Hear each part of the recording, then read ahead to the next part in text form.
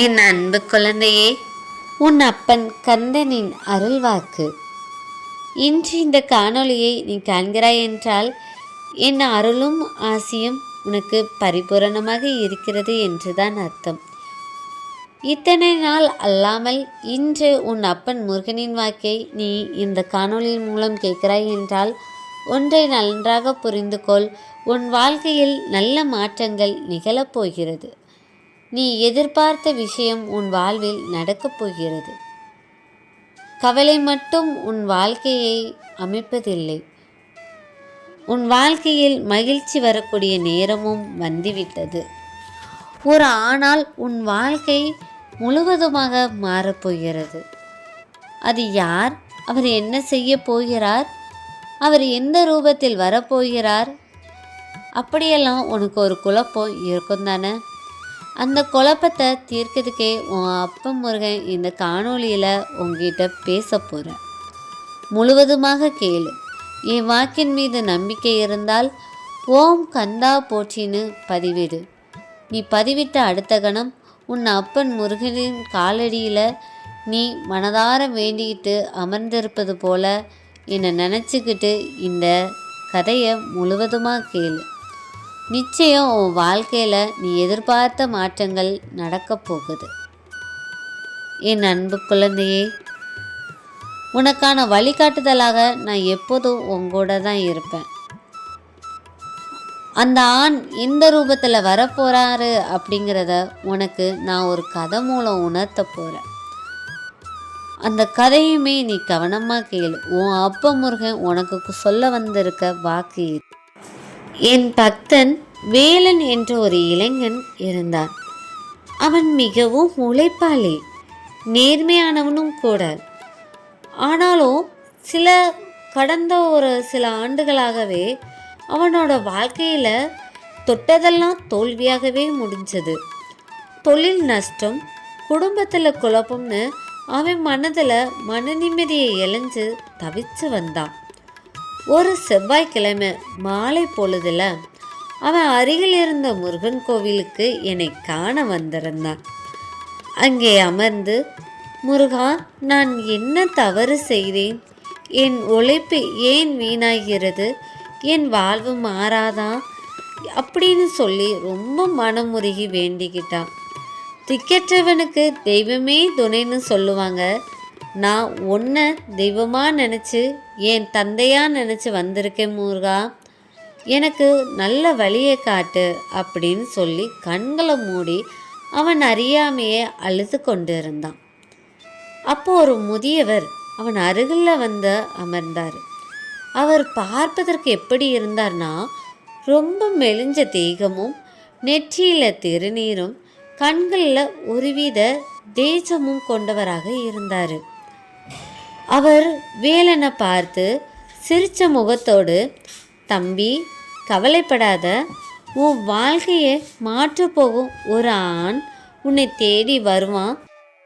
அவன் மூலமாகவே உன் வாழ்க்கையில் நடக்கக்கூடிய எல்லா கஷ்டங்களும் கண்டிப்பாக தீரும்பா. எதையும் நினச்சி கவலைப்படாத, அப்பா முருகன் உன் கூட தான் இருப்பாருன்னு சொல்லிட்டு அந்த இடத்த விட்டு நகர்ந்து போகிறாரு. ஒரு கூட்டத்துக்குள்ளேயும் போகிறாரு. யார் இந்த ஆள்? நம்மளை பார்த்து இந்த முதியவர் சொல்லிட்டு போகிறாரே அப்படின்ட்டு வேலனுக்கு ஒரே குழப்பமாக இருக்குது. சரி, அவர் சொன்ன வார்த்தை ஏன் சொன்னார்? அந்த ஆண் யார் அப்படின்னு கேட்போம்ட்டு அவரை தேடி பார்த்துக்கிட்டே இருக்காரு. ஆனால் அந்த ஆண் எங்கே போனார், அந்த முதியவர் எங்கே போனார்னு வேலனால் கண்டுபிடிக்கவே முடியலை. இந்த நேரத்தில் வேலனுக்கு ஒரே குழப்பமாக இருக்குது. நம்ம கஷ்டத்தில் இருக்கிறோம் அப்படிங்கிறத அந்த முதியவர் எப்படி தெரிஞ்சுக்கிட்டாரு? ஒரு ஆணால் நம்ம வாழ்க்கை மாறப்போகும்னு சொல்கிறாரே, ஏன் நமக்கு பண உதவி எதுவும் கொடுத்து உதவ போகிறாரா, இல்லை அந்த ஆண் யார் அப்படின்னு சொல்லிட்டு வேலனுக்கு ரொம்ப குழப்பமாக இருக்குது. பார்க்குற ஒவ்வொரு ஆணையும் நினைக்கும் போதெல்லாம் ஒருவேளை இவங்களால நம்ம வாழ்க்கை மாறுமா அப்படிங்கிற மாதிரி ஒரு சிந்தனையும் குழப்பமும் ஓடிக்கிட்டே இருக்குது. இதே சிந்தனையில் ஒரு வாரம் கடந்தும் போயிடுது. ஒரு நாள் நல்ல மழை, மாலை பொழுது. கடையை நோக்கி ஒரு முதியவர், பார்க்க ரொம்ப ஏழ்மையாக தான் இருக்கார், வந்து ஒதுங்குறாரு. பார்க்கும்போதே தெரியுது வேலனுக்கு இவருக்கு கொஞ்சம் பசி இருக்குது அப்படின்னு சொல்லிட்டு அதனால் அந்த முதியவரை பார்த்துட்டு, ஐயா உள்ளே வந்து உட்காருங்க அப்படின்னு சொல்லிட்டு தேநீரும் போட்டு கொடுக்குறாரு. அதை குடிக்க அந்த முதியவரும் சொல்கிறாரு, நான் ஓய்வு பெற்ற ஆசிரியர், ஆனால் எனக்கு பெரிய வசதி இல்லை. உன் கடையை பார்க்கும்போது சில எண்ணங்கள்லாம் எனக்கு தோணுது. சின்ன சின்ன மாற்றங்கள் நீ செஞ்சேன்னா உன் கடையில் நல்ல வியாபாரம் போகுமோன்னு எனக்கு தோணுதுப்பா. நீ வேணா அதை செஞ்சு பார்க்குறியா? எல்லாம் ஒரு முயற்சி தானே அப்படின்னு சொல்கிறாரு. வேலனும், சரிங்க ஐயா, நீங்கள் வயசில் பெரியவராக இருக்கீங்க, உங்களுக்கு அனுபவம் இருக்கலாம், நீங்கள் சொல்லுங்கள், எனக்கு அது சரியாக இருந்தால் நிச்சயம் நான் அதை கேட்டுக்கிறேன் அப்படின்னு சொல்கிறாரு. அவருமே சின்ன சின்ன மாற்றங்கள் கடையில் இதை பண்ண சொல்கிறாரு.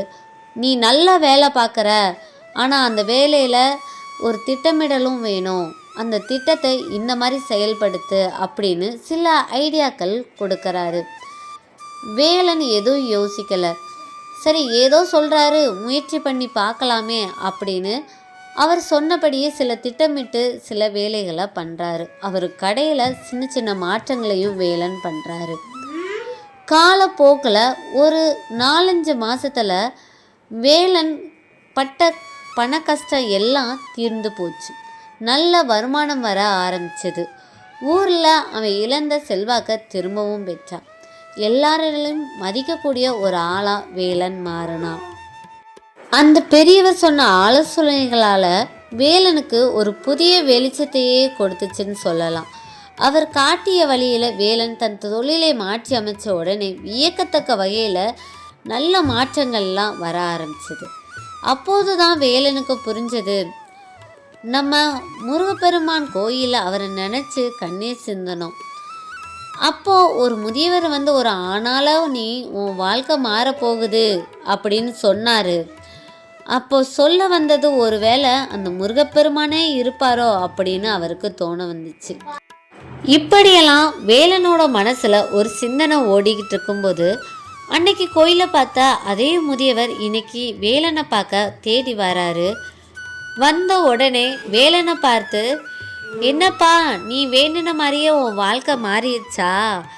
அந்த முருகப்பெருமான் உன் வாழ்க்கையில் மாற்றத்தை ஏற்படுத்திட்டாரா அப்படின்னு சொல்லிட்டு சிரிச்சுக்கிட்டே போகிறாரு. வேலனுக்கு ஒன்றுமே புரியலை. இந்த முதியவர் ஏன் வந்தார், இப்போ ஏன் இதை சொன்னார் அப்படின்ட்டு மறுபடியும் முதியவரை கூப்பிட போகும்போது அந்த முதியவர் அங்கே இல்லை. அப்பந்தான் அவர் வந்து ஒரு விஷயம் நல்லா புரியுது. வந்தது மனித ரூபத்தில் வந்த அந்த முருகப்பெருமான்னு சொல்லிட்டு, இந்த கதையை இப்போ நான் உங்ககிட்ட ஏன் சொல்லுறேன் அப்படின்னா, என் அன்பு குழந்தையே, நீ நல்லா புரிஞ்சுக்கோ. உனக்கான வழிகாட்டுதலாக எப்போதும் நான் இருப்பேன். அந்த வழியில் நடக்கிறதும் இல்லை என்னால் முடியாதோன்னு பயந்துட்டு நிற்கிறதும் உன்னோட செயலில் தான் இருக்குது. நான் இருக்குங்கிற நம்பிக்கையில் துணிஞ்சு போ, உன் வாழ்க்கை நிச்சயம் மாறும். உனக்கு உதவி செய்ய வரக்கூடிய அந்த ஆண் பெரிய பணக்காராக இருக்கணும், உனக்கு பெரிய பண உதவி செஞ்சுருக்கணும், நல்லா படித்த அறிவாளியாக இருக்கணும், அவர் மூலமாக தான் உனக்கு நல்ல வேலை கிடைக்கும், உன் வாழ்க்கை மாறும், உன் வாழ்க்கையில் இருக்க பிரச்சனைகள் தீரும் அப்படின்னு நினச்சிக்கிட்டு இருக்கக்கூடாது. யாரோ ஒருவர் சொல்லக்கூடிய ஒரு வார்த்தையில் உன் வாழ்க்கை மாறப்போகுது. வேலன் அந்த முதியவர் தன்னோட கடைக்கு வந்தவர் சொன்ன அறிவுரையை கேட்டுட்டு செயல்பட்டதனால தான் அவனோட வாழ்க்கை மாறுச்சு. இவர் சொல்லி நம்ம ஏன் கேட்கணும் அப்படின்னு அவர் விலகி இருந்தாருன்னா நிச்சயம் வேலனோட வாழ்க்கை மாறி இருக்காது. இன்றைக்கி ஒரு பெரிய செல்வந்தனாகவும் ஊரில் மதிக்கக்கூடிய ஒரு நல்ல மனுஷனாகவும் வேலன் வந்திருக்கவும் முடியாது. உனக்கு உதவி செய்யக்கூடிய அந்த ஆண் பணக்காராக இருக்கணுங்கிற அவசியம் இல்லை, உனக்கு பணம் கொடுத்து உதவணுங்கிற அவசியம் இல்லை, பெரிய பதவியில் இருக்கக்கூடிய ஒரு ஆணாக இருக்கணுங்கிற அர்த்தமும் இல்லை. அது உன்னை சுற்றி இருக்க நண்பர்களில் ஒருவராக இருக்கலாம், உன்னுடைய உறவினர்களில் ஒருத்தராகவும் இருக்கலாம். நிச்சயம் யாரோ ஒருத்தர் வழிபோக்கர் உனக்கு உதவி செய்ய வந்தவராக கூட இருக்கலாம். அவர்கள் சொல்லும் ஒரு அறிவுரை கூட உன் வாழ்க்கையை மாற்றி அமைக்கலாம். நிச்சயம் உனக்கு நல்லது நடக்க போகுது. இது உன் அப்பா முருகப்பெருமானின் வாக்கு, சத்திய வாக்கு. என் மீது நம்பிக்கை இருந்துச்சு, என் வார்த்தை மீது உனக்கு நம்பிக்கை இருந்துச்சுன்னா ஓம் முருகா சரணம்னு பதிவிடு. உன் மன கஷ்டங்களும் உன்னோட பதிவுகளும் நிச்சயம் உன் வாழ்க்கையை மாற்றி அமைக்கும். கந்தன் இருக்க கவலை இல்லை. உன் மனதில் இருக்கும் கவலைகளை இன்றே இந்த பதிவில் இறக்கி வைத்துவிடு.